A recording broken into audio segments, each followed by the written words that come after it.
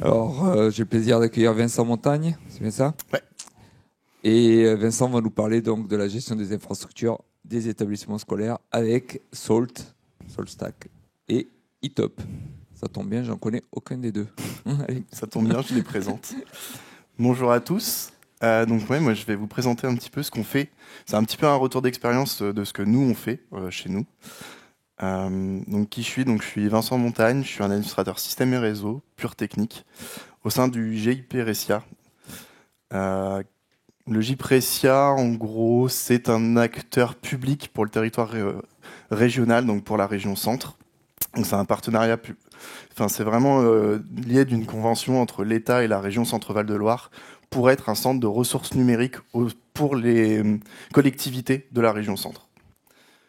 Donc principalement, on fait pas mal de choses, on a plein de métiers au sein du GIP, tout est lié au numérique. Voilà. On gère donc les 6 départements de la région centre avec 3 implantations physiques sur le territoire. Donc en gros, au GIP, les collectivités peuvent adhérer au GIP. Donc aujourd'hui, on a environ un peu plus de 720 membres, ce qui représente 980 structures publiques qui sont réparties un petit peu dans tout le territoire de la région. Donc avec des partenaires qui sont en grande partie les départements, les régions, des mairies, etc. Donc pour la présentation, on va passer sur présenter un petit peu d'où on part, de notre contexte déjà, dans quel environnement on est, de quelle situation on part. Qu'est-ce qui n'allait pas avec la situation, qu'est-ce qui nous gênait avec la situation d'origine et vers quoi on va avec SaltStack. Et on va voir un petit peu comment fonctionne SaltStack et comment on l'a lié à notre CMDB eTop pour essayer d'agrémenter tout ça et d'avoir quelque chose d'un petit peu plus interactif. Donc le contexte de notre équipe, en tout cas, c'est de gérer les établissements scolaires de la région centre. C'est ce que une des parties du GIP dont laquelle je fais partie doit faire. Donc ça représente environ 190 établissements à gérer. Ça représente des lycées agricoles, des CFA, EF2S, c'est les écoles d'infirmières. Et on a les collèges du Cher qui nous font confiance également pour gérer leur infrastructure. Pour les infras, ce qu'on fait pour eux, ça va être de gérer toute la partie réseau et toute la partie serveur. Donc on va gérer tout ça pour eux.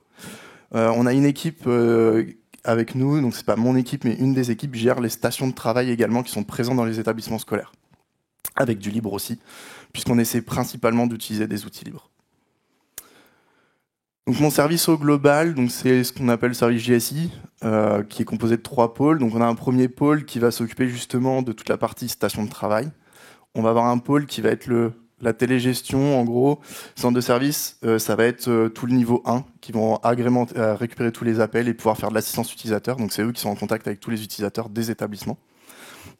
Et on a ISSR, mon service, infrastructure, sécurité, système et réseau. On est une dizaine de personnes pour gérer toute l'infrastructure, réseau et serveur de tous les établissements de la région. Pour vous présenter un petit peu de quoi on parle, dans quel environnement on est, j'essaie de vous représenter un petit peu ce qu'on a typiquement dans un établissement scolaire aujourd'hui. C'est un cluster Proxmox. Donc qui est composé de 2 serveurs plutôt calcul, donc avec un petit peu de puissance de calcul, et un 3e serveur qui est plutôt orienté stockage, qui va principalement nous servir au backup. On va pouvoir stocker plus de choses dessus, dont les backups. On a sur ce cluster Proxmox pas mal de KVM et de LXC sous Debian. Et en fait, sous tous ces outils, on va avoir notre AD, un LDAP, puisqu'on a été obligé de dupliquer les choses. On a du serveur Samba pour les systèmes de fichiers. On a du Packet Fence pour le NAC. On fait notre sauvegarde avec du RDIF Backup. Donc on a énormément de produits libres et tout tourne sur ces VM-là. L'historique d'où on part pour gérer tout cet infra, c'est d'arriver. On avait un déploiement par Ansible. En fait, tout se faisait grâce à Ansible. Sauf qu'on avait quelques petites problématiques liées à la manière de travailler d'Ansible et peut-être notre manière de travailler aussi. L'Ansible, c'est de l'accès SSH, et donc du coup, on avait ces temps de connexion, puisqu'on n'a pas forcément, nos établissements sont répartis sur toute la région, donc forcément, on a des accès Internet différents pour chacun, donc des vitesses différentes pour chacun, etc. Donc ça a ajouté une complexité, une lenteur des accès SSH qui nous posait un petit peu de problème. Et on arrivait à un décalage entre nos configurations sur nos serveurs. On n'arrivait pas à garantir que tous nos serveurs, à un instant T, soient dans le même état. Tout simplement parce que 190 établissements, 190 pannes réseau différentes, puisque 190 accès opérateurs réseau différents. Et en fait, on pouvait avoir entre la coupure électrique dans l'établissement, la coupure de fibre dans l'autre, etc. Donc en fait, à un instant T, quand on déploie, quand on lance notre Ansible, on n'a aucune garantie que nos 190 établissements répondent. Et ça nous pose un problème. Donc au final, on a une dérive de nos infras qui se faisait, et c'était plus gérable, puisque un patch qui a été patché un jour, en fait, on retrouve un ticket un mois plus tard parce qu'il réapparaît alors qu'il était censé avoir été patché. Donc du coup, on a choisi de remplacer, de changer notre méthode de travail, de changer Ansible et de passer du coup sur SoulStack, qui nous permet, avec lui, on va faire tout ce qui est la configuration de nos hyperviseurs Proxmox. Donc on fait l'installation manuellement de Proxmox. Par contre, tout ce qui est sa configuration ensuite est géré par SoulStack. On déploie nos KVM et nos LXC grâce à SoulStack également, avec un petit module qui a été mis en place sur les Proxmox. On va gérer nos OS invités directement, toutes nos VM, et on va pouvoir installation de tous nos services sont faits. En gros, notre machine va démarrer et elle va s'installer. Tout ce qui doit être présent sur la machine, c'est SoulStack qui va s'en occuper. Aucune intervention manuelle sur les serveurs. Tout doit être fait dans Salt. Donc, un petit peu pour remettre le contexte de SoulStack rapidement. SoulStack, c'est un logiciel de gestion de configuration et d'exécution de commandes distribuées. Salt, il y a plein de modes de fonctionnement. Je vous le montre sur la slide d'après. SoulStack, c'est open source, c'est développé en Python, ce qui a été pour nous un truc miraculeux, puisque du coup, on peut aller voir le code, on peut comprendre entre la doc, parce que ce que dit la doc, quand ça marche pas correctement, on peut aller voir le code, pour nous, puisqu'on fait du Python, donc on le comprend. Donc ça, c'est un point magique pour nous. Ça a été créé en 2011. C'était racheté par VMware, donc ça a été racheté par Broadcom. Voilà. On espère que, pour l'instant, ça bouge pas trop. Donc bon, on attend de voir. Là, on est un peu dans l'expectative, on a un peu peur, soyons honnêtes. On espère que ça va pas faire trop... On va pas devoir partir de zéro, mais on verra. Les gros avantages pour nous, c'est que c'est hyper rapide, du coup. On verra pourquoi, je vous l'explique juste après. Et c'est hyper flexible. On arrive à faire tout ce qu'on veut. On n'a jamais été bloqué par Salt. Le principe de fonctionnement de Salt, c'est du client-serveur. En gros, vous avez votre master qui, du coup, va pouvoir avoir tous ces minions. Donc, un minion, c'est un service que vous installez sur votre serveur et qui, du coup, vient se connecter à votre master grâce à un bus 0MQ, d'où la vitesse. En fait, votre minion est en permanence connecté sur ce bus. Donc, il est en permanence, quand il y a besoin d'envoyer un ordre, c'est déjà connecté. On n'a pas cette lourdeur de SSH qui permet de devoir initialiser une connexion, elle est déjà faite. Voilà, donc le message part sur le bus 0MQ, le minion qui est intéressé consomme tout de suite la data. Donc connexion permanente, il y a un chiffrement, tout est sécurisé, chiffrement, quand un minion arrive, il doit être autorisé sur le master. Il se présente, il y a tout un échange de clés qui se fait, et par défaut, elles ne sont pas acceptées, c'est manuellement ou par API si on veut automatiser des choses, mais on vient accepter ce nouveau minion, une machine qui se présente et pas tout de suite dans le système. On a plein de modes de fonctionnement, parce qu'on peut voir sur la photo un petit peu, donc on voit SunPaster tout en haut avec nos minions tout en bas. Et en fait, Salt, au début, c'est un peu dur, parce qu'il y a plein de modes de fonctionnement. Il peut exécuter des commandes en direct, il peut faire de la gestion de conformité, on peut faire des choses où il réagit quand il se passe un événement sur la machine, il peut déclencher des actions, on peut faire de l'orchestration, enfin, il y a plein de modes de fonctionnement dans Salt, et en fonction de ces modes de fonctionnement, en fait, en prenant les morceaux qui nous intéressent, on peut faire tout ce qu'on veut. Donc pour nous, notre fonctionnement de Salt, c'est un des problèmes entre guillemets qu'on a, c'est qu'on a 2 environnements indépendants. On n'a pas encore réussi, on n'a pas eu le temps de trop y travailler sur le coup. On n'a pas un seul environnement pour nos différents staging, on a vraiment splitté en 2. On a 2 masters, un pour l'environnement dev, un pour la prod, avec un dépôt guide pour chacun. Et après, on fait des merge requests de l'un à l'autre. Quand c'est validé en dev, on fait un merge request vers la prod avec approbation nécessaire de certains admins qui maîtrisent vraiment Salt pour être sûr que ceux qui développent, voilà, on ne puisse pas envoyer en prod parce qu'une fois que c'est mergé en prod, il y a du GitLab CI qui fait directement l'envoi sur les masters et ça se déploie très très rapidement sur tous vos minions. Donc en gros, nos dépôts, ils vont contenir nos fichiers de configuration du master. Donc en fait, Salt se configure lui-même. c'est l'avantage. On a une déclaration de PR, je vais revenir sur des termes un petit peu après, vous comprendrez un petit peu. On a nos states, donc ce qui est l'état des machines qu'on veut, c'est pareil, je vais détailler un peu. Et des modules personnalisés, puisqu'en fait, on peut étendre Salt à l'infini. C'est un bout de script Python, et vous avez une nouvelle fonctionnalité. Donc pour vous détailler un peu les modules, en gros, tout en Salt fonctionne en modules. C'est juste que vous avez des modules en fonction du besoin que vous avez. Vous avez des modules d'exécution. Les modules d'exécution, c'est pour exécuter une commande tout de suite sur Salt. Vous allez directement, depuis votre master, j'exécute une commande sur un ou plusieurs minions. Et ça se fait grâce au module d'exécution. Vous avez les states. C'est les modules qui vous permettent de dire, c'est pas une commande que je vais exécuter dans un état. À un instant T, je veux que ma machine soit dans un état spécifique. J'ai un module pour gérer les fichiers. Mon fichier, je veux qu'il soit de telle façon. Et en fait, ce que va faire Salt, c'est qu'il va aller lire ce fichier, il va vérifier par rapport à votre référentiel, et s'il y a besoin, il va modifier le fichier. Et il vous garantit qu'à la fin de l'exécution, le fichier, il est ce que vous avez demandé. Donc c'est la force de Salt, pour nous, c'est ces states-là, c'est de garantir un état sur vos machines. Et après, on a plein d'autres types de menus, de modules, je vous ai un peu tous mis pour la culture. Les returners, c'est la manière dont il affiche les résultats. Les grains et les pillards, j'en fais un focus un peu après. Et voilà. Donc les modules, les states, en gros, sont, pour nous, la pierre angulaire de ce qu'on utilise, c'est de dire, je peux définir l'état dans lequel je veux ma machine.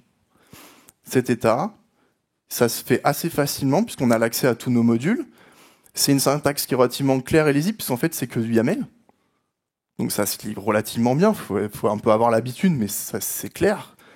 Les extensions, c'est des points SLS, donc dans notre arborescence, voilà, on sait que les SLS, en fait, c'est du YAML, avec du Jinja à l'intérieur, potentiellement, pour pouvoir avoir un petit peu de souplesse, pour éviter de réécrire 15 fois la même chose, on peut faire des boucles, etc. On a toute la force du Jinja dans nos states.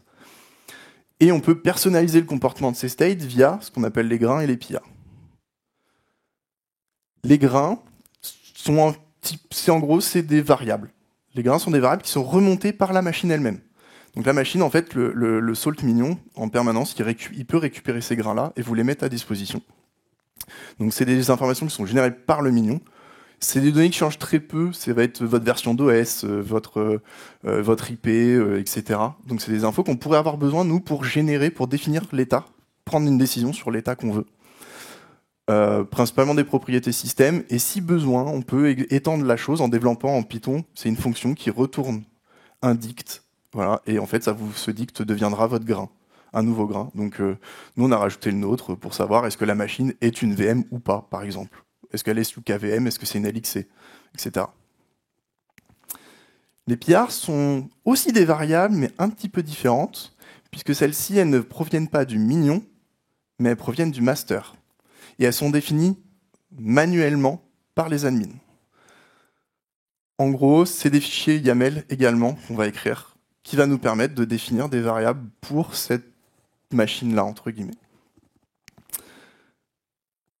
C'est défini à l'admin, et toutes ces variables, que ce soit les grains et les pillards, vont pouvoir être utilisées au moment où vous écrivez vos states. Vous allez pouvoir les piocher dans ces variables-là. Et les pillards, par défaut, c'est des fichiers XML que vous écrivez, vous dites ma machine A, je lui donne telle variable. Sauf que du coup, Salt, c'est hyper facile de l'étendre, et quelqu'un l'a étendu, et on verra comment. Et c'est ça qui va être important. Pour nous, ce qu'il a fallu faire, je vous ai dit, on a 190 établissements. Globalement, dans chaque établissement, il y a un AD, etc. C'est globalement les mêmes. Sauf quand c'est les mêmes, mais en fait, ils sont différents. Parce qu'ils n'ont pas le même nom DNS, ils n'ont pas les mêmes noms, il y a forcément des différences. Et en fait, il va falloir réussir à écrire un state qui s'applique sur tous ces AD-là, mais qui arrive à se rendre correct pour l'établissement en question. Et donc, en fait, pour gérer tous ces particularismes-là, qui se font peut-être au niveau de l'établissement, mais peut-être au niveau de la machine, peut-être au niveau de la région, peut-être qu'un département a des spécificités supplémentaires. Et donc, du coup, il va falloir arriver à gérer tous ces particularismes qui arrivent à différents endroits. Un lycée, c'est pas tout à fait pareil qu'un collège. Et pourtant, ils ont 2 AD chacun. Et c'est le même AD presque, à quelque chose près. Donc, tous ces petits éléments-là, à un moment, il a fallu les prendre en compte. Et du coup, ce qu'on a utilisé, c'est l'extension des PR, ce qui s'appelle PR Stack chez Salt, qui est intégré directement dans Salt maintenant, depuis un sacré bout de temps, qui va vous permettre de créer un PR en sortie à base d'un merge de différents fichiers. Donc vous mergez tous vos fichiers vous allez pouvoir mettre des variables et vous donner un ordre de merge de ces infos-là. Ça se présente un peu comme ça, j'essaie rapidement de vous montrer un peu. On a votre fichier stack.cfg qui est votre fichier de config, qui vous dit, et ça c'est l'exemple de ce qu'on trouve dans votre fichier de config, et ça vous dit, je charge mon fichier commun, je vais charger plus tard mon fichier s'il existe, s'il n'existe pas, il s'en fiche. Et donc on va pouvoir lui donner la structure dans quel ordre il va chercher les fichiers. Il va prendre tous ces fichiers, et au fur et à mesure, il les merge. C'est du Python, donc c'est du merge dict standard, et il merge, ou merge list, et il va merger. Et donc du coup, en fait, votre mignon, il va pouvoir aller choisir, charger les bons fichiers en fonction de ses variables à lui. Donc vous arrivez en sortie, vous avez votre PR résultant qui a été construit spécifiquement pour votre machine. Et là, vous êtes super content, parce qu'en fait, tous les particularistes, vous les détaillez dans des dicts. Je dis que dans les LN, il y a ça qui est différent, j'écrase ma variable. Dans les lycées, enfin dans les scènes, c'est une autre variable. Dans les collèges, c'est une autre variable. Et en fait, ça va s'écraser comme il faut, et on peut surcharger à n'importe quel moment de la stack. Une fois qu'on a eu ça, on a pu mettre nos spécificités qu'on avait globalement. Mais on a aussi un truc qui se dit, nous on a une CMDB, on a iTop. Du coup, dans notre CMDB, on a vachement plein d'infos, on a tous nos réseaux qui sont déclarés dedans. Donc, on aimerait bien pouvoir redescendre cette info de notre CMDB iTop. Si on les avait en PR, il y a des fois, on éviterait d'écrire des choses. C'est hyper lourd à éditer, 190 établissements multipliés par 10 VLAN chacun, etc. C'est juste immaintenable. Donc du coup, on s'est dit, faut qu'on arrive à automatiser cette redescente d'informations. Sachant que Salt, on peut laisser des fichiers à écrire à plat, et iTop, il y a des API. Qu'est-ce que c'est iTop ? C'est une plateforme, c'est un ITSM, c'est une plateforme de gestion de services. Donc c'est dedans qu'on a tous nos tickets d'incident, et c'est aussi dedans qu'on va stocker. On va se servir de la partie CMDB pour réintégrer tous nos outils, tout ce qui va dedans. C'est Combodo qui fait ça, avec qui on a un relativement bon contact depuis un bon paquet d'années maintenant. Donc du coup, on a développé notre script en Python, du coup, qui en fait va nous générer des PR en récupérant les infos directement d'ITOP, il va nous régénérer des fichiers de PR qu'on va intégrer dans notre stack. À un instant T de notre stack, on va l'intégrer en plus pour avoir cette source de données. Donc en fait, ce que fait Script, c'est relativement simple. Il va voir iTop, il va chercher les infos, il les aspire, il les traite un petit peu, il nous ressort des fichiers texte en brut. Tout ça par un CICD qui fait un merge request vers notre Git habituel. Le résultat, on se retrouve avec un fichier par établissement qui va être chargé par la PR Stack, dont les valeurs, comme c'est au sein de la PR Stack, peuvent être surchargées plus tard si finalement ce qui est dans la CMDB à un instant T, c'est pas ce qui nous convient. Vu que c'est dans la stack, on est capable de surcharger n'importe quand. Ça donne ce genre de... Voilà le type d'information qu'on peut récupérer, tous les VLAN avec tous les descriptifs, etc. Comment on a fait ça ? Il a fallu qu'on joue un petit peu dans iTop quand même, puisque du coup, il y a des infos qu'on n'avait pas forcément. Ce qu'on a essayé de faire, c'est de ne pas toucher à iTop en tant que tel. Les objets, les classes qui sont dans iTop, on n'a pas voulu les toucher, parce qu'on n'est pas les seuls à utiliser iTop. Et peut-être que les gens n'ont pas besoin de ce genre de choses. Donc ce qu'on a fait, on a la chance, en fait, je pense que si vous n'êtes pas sous support iTop, ça sera plus compliqué, puisque nous, on a l'option du designer, puisqu'on a du support chez iTop. Il nous donne une fonction supplémentaire qui permet d'aller rajouter des classes facilement. Sinon, il faut développer un plugin soi-même. C'est un peu plus complexe, je pense. Et donc, du coup, on a pu aller rajouter nos propres classes en parallèle des leurs, et juste de faire des liens entre celles qui existent déjà et les nôtres. Donc en fait, on vient se mettre sans rien toucher. Si vous n'avez pas besoin de nos classes, en fait, vous les mettez pas, vous les voyez pas. Pardon. Et donc du coup, c'est typiquement, on a créé des classes qui sont liées soit à des organisations, donc les organisations qui nous permettent d'aller rajouter des choses qui sont très globales à l'établissement, ou des choses plus spécifiques à des VLAN, etc. Petit retour aussi, c'est que du coup, Salt s'exécute sur les machines. En fait, il pourrait peut-être renvoyer des données vers iTop aussi. Donc Salt va récupérer de la donnée et la remonte dans GitHub, dans la CMDB, pour réalimenter la CMDB. Il vient s'utiliser des données, mais finalement, il en remonte d'autres de l'autre côté. Voilà. Donc ça, c'est pour faire boucler, la boucle est bouclée. Donc on arrive à une solution aboutie. Salt tourne toutes les heures sur les machines. Il arrive à nous configurer tout. Si quelqu'un vient faire une modification, tout de suite, elle est réappliquée. Tout de suite, c'est corrigé au bout d'une heure. Ou quand il y a une nouvelle configuration, c'est appliqué, c'est aussi déployé dans l'heure. D'où le fait que quand on met quelque chose en prod sur le prod, c'est assez compliqué puisque ça va se déployer très très vite. D'où la vérification avant de pousser sur votre guide de prod. Voilà un petit peu, et on reboucle avec la remontée d'infos. Voilà, voilà. Merci de votre attention. Si vous avez des questions. Merci Vincent. Est-ce qu'il y a des questions?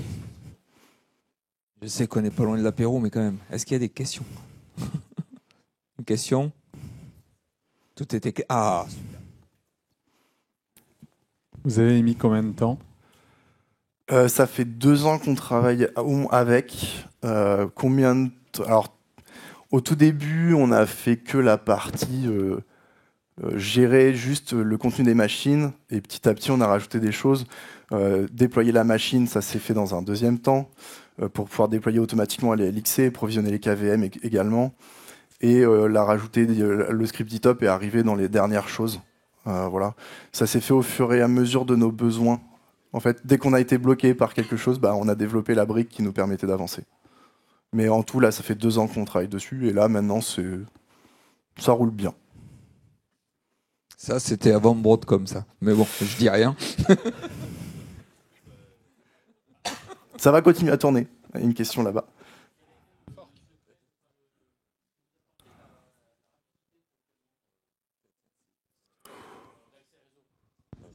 Quel était le secret du gain de performance en réseau? Principalement, c'est le fait que Salt soit sur le bus 0MQ. C'est votre bus 0MQ, le fait que en fait, vos minions sont en permanence connectés. Donc en fait, quand vous voulez par exemple, à n'importe quel instant, vous pouvez installer un paquet sur tous vos minions d'un coup, vous envoyez une commande sur le master. En fait, lui, il fait partir un paquet sur le réseau. Et du coup, vos minions sont là en écoute. Et ce paquet cette demande d'ordre, en fait, elle est taguée pour tous les minions qui commencent par AD quelque chose. S'il s'en concerne, il va traiter la demande. Donc en fait, c'est hyper efficace, mais la contrepartie, c'est qu'on voit sur nos pare-feux qu'en fait, on a 1000 minions qui sont connectés en permanence vers un master. Voilà, c'est le bus 0MQ qui fait cette vitesse, en fait. Et on a le retour très rapide aussi. N'importe quel instant, on peut aller voir dans quel état sont nos minions. Après, Salt n'est pas parfait, on le sait aussi. Niveau interface graphique, si vous espérez avoir des interfaces graphiques pour gérer vos systèmes, c'est mort. Enfin, c'est compliqué. Aujourd'hui, peut-être bien. C'est là où le parallèle se fait, et on en a parlé tout à l'heure. Il faut peut-être aller voir du côté de leurs produits qui se basent sur Salt, mais voilà. Sur la partie mignon, justement, en complément, là, tu as dit que tu as 1000 entrées. Est-ce que tu as une problématique de montée en charge? Est-ce que tu peux en avoir 10 000, 20 000 sans problème? Là, je crois, nous, on est sur un serveur, on est à 8000 et quelques, je pense, de tête. Ça doit être ça. Tu vois pas de problématique de performance au fur et à mesure? Non, franchement, on l'a pas encore détecté, honnêtement. Là où il faut qu'on fasse plus attention, c'est quand on essaie de garder l'historique. Parce que par défaut, en fait, tout job qui est exécuté sur les machines remonte vers le master pour pouvoir être récupéré. Donc on a un historique des jobs. Et cet historique des jobs, on peut le stocker en base de données. On peut lui demander de le renvoyer aussi en base de données pour l'analyser. Ça, on a essayé, mais là, par contre, ça monte très vite. C'est plus ça. Pour nous, la problématique de montée en charge, c'est d'arriver à stocker ce retour-là. Mais par contre, en problématique de vitesse et tout, aucun problème. Nous, on a eu, pour répondre à ta question, on a eu un peu des problèmes comme ça, où on avait des utilisateurs qui coupaient l'accès d'un proxy au serveur. Donc du coup, tous les minions pendant ce temps-là, ils attendaient et les requêtes s'accumulaient. Alors quand ils remettaient le proxy en route, ça remettait tout d'un coup, ça arrivait tout d'un coup. Là, ça bombardait. Là, il y avait des problèmes. Mais si on évite les genres de boulettes comme ça, il n'y a pas de problème. D'accord. Merci. Ouais, après, ça demande un peu de tuning aussi, puisque plus vous avez de minions, Salt va stocker les retours de job. Il va les stocker sur le système de fichiers. Un des problèmes qu'on a eu à un moment sur notre master, il le stocke dans un système de fichiers. En fait, vous n'avez pas un problème de place aussi, mais c'est que pour plein de petits jobs, ça vous crée un petit fichier dans le système de fichiers, et là, c'est vos inodes qui pètent. Donc, en fait, on s'y attendait pas. Donc, d'où le fait d'après aussi de le renvoyer en base de données. Après, il faut juste garder savoir sa durée de rétention. Mais parce que quand vous envoyez un job qui dit sur tous mes minions, dis-moi quelle est la version de quelque chose, vous avez 8000 minions, donc il y a 8000 fichiers qui vont se créer d'un coup sur votre système de fichiers, multiplié par 10 commandes dans la journée, ou X, plus la vie standard. Et là, voilà. Il y a un système de pruning au moins Il le faisait, mais pas assez rapidement par rapport au système de fichiers. Ah, d'accord. Voilà, c'est le problème entre design. Enfin, ouais, faut tailler ça. Voilà. Entre ta rétention que tu as besoin et le nombre de requêtes que tu fais, voilà. C'était le système de fichiers qui était mal taillé. Taillé en standard, en tout cas. Ok. D'autres questions? Bon, c'est l'heure de l'apéro alors. Merci. Merci à tous. Bonne soirée.